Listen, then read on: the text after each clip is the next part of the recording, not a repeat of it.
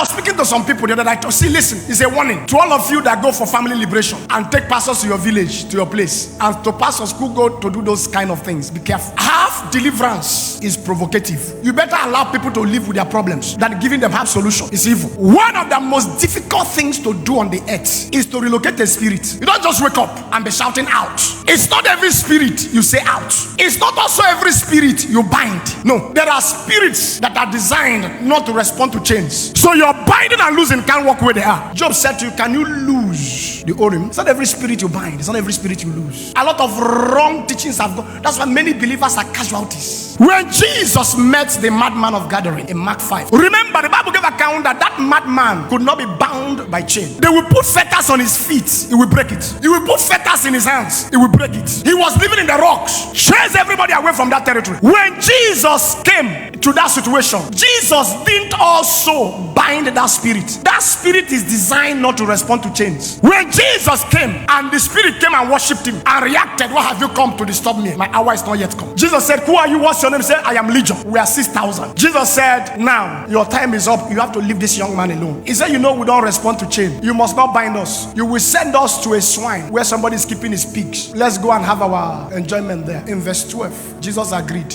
And those spirits entered to a place having over 2,000 pigs, and they became wild. That the keepers of the place saw their animals running away because a spirit entered them. Spirits. Why didn't Jesus bind those spirits? You don't relocate a spirit if you have not created a conducive atmosphere and accommodation for that spirit. Can I repeat that again? You don't do what? Relocate a spirit if you have not created an alternative conducive atmosphere for that spirit. I see pastors who go to carry village shrines in the name of Jesus. Check their lives, they die quick. At a season, certain attacks will befall them. What happened is that you have not conducted deliverance, you have just caused injustice. For in the justice system of God, every spirit, whether good or bad, has legal right of operation. Jesus said, for this hour is allocated to darkness to operate, which is have legal time to fly before God. Why they couldn't bind that man with chain? All the chains they brought to bind him couldn't bind the man, because that spirit in operation